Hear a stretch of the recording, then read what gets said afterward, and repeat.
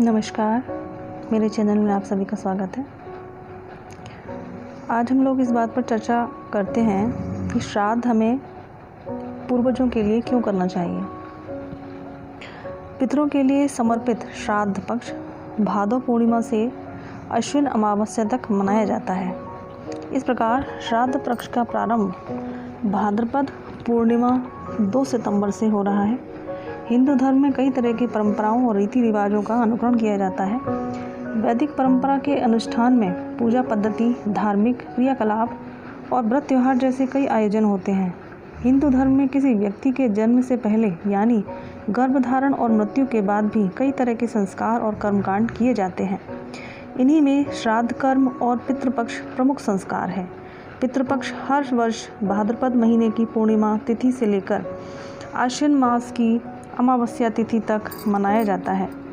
ये 15-16 दिन हमारे पितरों के लिए समर्पित होते हैं। वैसे तो हर महीने की अमावस्या तिथि पर पितरों का श्राद्ध व तर्पण किया जा सकता है, लेकिन पितृपक्ष में पितरों का तर्पण करना शुभ फल देने वाला होता है। मान्यता है कि पितृपक्ष में पितरलोक देवलोक से स्वर्गलोक से धरती पर अपने परिजनों से मिलने के लिए आते हैं। पितृपक्ष का महत्व क्या है? हिंदू धर्म में देवी देवताओं की पूजा आराधना के साथ साथ पूर्वजों का भी श्रद्धा और भक्ति से पूजा व तर्पण किया जाता है।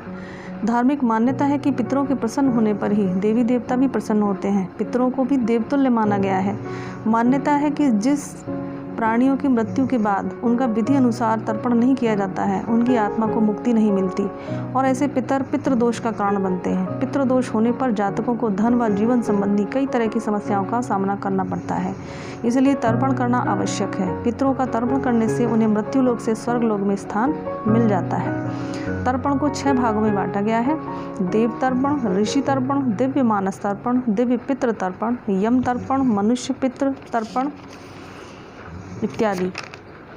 पितृपक्ष अपने पूर्वजों के प्रति कृतज्ञता व्यक्त करने का पुनीत अवसर होता है। इसी की प्रतीक्षा हमारे पूर्वज वर्ष भर करते हैं। वे अपनी मृत्यु तिथि पर अपने घर के दरवाजे पर आते हैं और संतान के प्रति अपनी प्रति श्रद्धा भावना से अभिभूत होकर उन्हें आशीर्वाद देते हैं। शास्त्रों में श्राद्ध के विभिन्न रूपों का उल्लेख है, जिन्हें अलग अलग अवसरों व स्थान पर करने का विधान है। महर्षि याज्ञवल्क्य के अनुसार श्राद्ध 3 प्रकार का होता है: नित्य श्राद्ध, नैमित्तिक श्राद्ध और विशेष श्राद्ध। ये अपनी परंपरा के अनुसार किए जाते हैं, जैसे प्रतिदिन तर्पण करना और भोजन के पहले गौग्रास निकालना नित्य श्राद्ध कहलाता है। निमित्त श्राद्ध किसी विशेष अवसर पर किया जाता है। ये 5 प्रकार का होता है: मुंडन, जनेऊ, विवाह इत्यादि संस्कारों के अवसर पर किए जाने वाले जो नंदी मुखादि श्राद्धों को विशेष श्राद्ध कहते हैं। किस तिथि पर करना चाहिए? श्राद्ध हमें किस तिथि पर करना चाहिए? जिन लोगों के सगे संबंधियों और परिवार के सदस्यों की मृत्यु जिस तिथि पर हुई होती है, पितृपक्ष में पड़ने वाली उस तिथि में ही उनका श्राद्ध करना चाहिए। जिन महिलाओं की मृत्यु पति के जीवित रहते हुए होती है, उनका श्राद्ध नवमी तिथि में किया जाता है।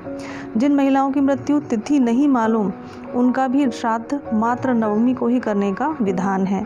आत्महत्या, विष या दुर्घटना जैसी अकाल मृत्यु होने पर मृत पितरों का श्राद्ध चतुर्दशी तिथि पर किया जाता है। पिता के लिए अष्टमी व माता के लिए नवमी तिथि का श्राद्ध उपयुक्त माना जाता है।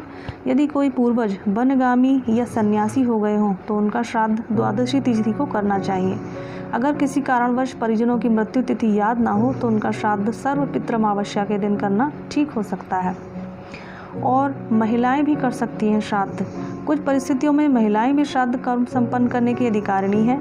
गरुड़ पुराण के अनुसार विवाहित महिला न केवल अपने सास ससुर, जेठ जेठानी का श्राद्ध कर सकती हैं, बल्कि वो अपने माता पिता का भी श्राद्ध कर सकती हैं। पति या पुत्र के बीमार होने पर या उनकी अनुपस्थिति से महिला श्राद्ध कर्म कर सकती हैं। इन शास्त्रों में कुश तिल के साथ तर्पण करने की महिलाओं को मनाही है।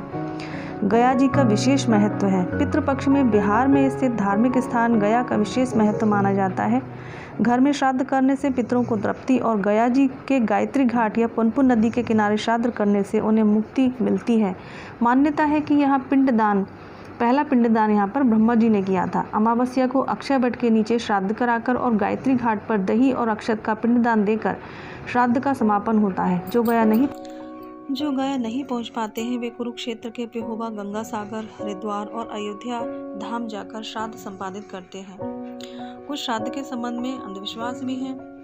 तो श्राद्ध के संबंध में समाज में कुछ अंधविश्वास व्याप्त है, जैसे कि जब तक हम पूर्वजों का श्राद्ध नहीं करेंगे तब तक बहुत से कार्यों की मनाही होती है। लेकिन यह है कि अपने विचारों से, अपने दिमाग से सोच समझकर सारे कार्यों को अपनाना चाहिए। और जैसे जिस प्रकार हम देवताओं की पूजा करते हैं तो उसमें भी सफाई का पूरा ख्याल रखा जाता है। इसी प्रकार जो हमारे पूर्वज होते हैं वो भी देव की तरह ही हो जाते हैं और उनका हम श्रद्धा से तर्पण और पूजन करते हैं। तो इसलिए उनके भी पूजन में, श्राद्ध में सफाई का विशेष ख्याल रखना चाहिए और हम बिल्कुल नहा धोकर साफ़ सफाई से करना चाहिए। पूर्वजों की पूजा में गंदगी अगर से काम करते हैं तो वो हमें अच्छे से फल नहीं देता है, ऐसा हमारा विचार। तो इस प्रकार हम सभी अपने पूर्वजों का श्राद्ध अच्छे से करें और उनका आशीर्वाद पाएं। हमारी आज की चर्चा उपयोगी सिद्ध होगी, ऐसा हमारा विश्वास है। सुनने के लिए धन्यवाद। नमस्कार।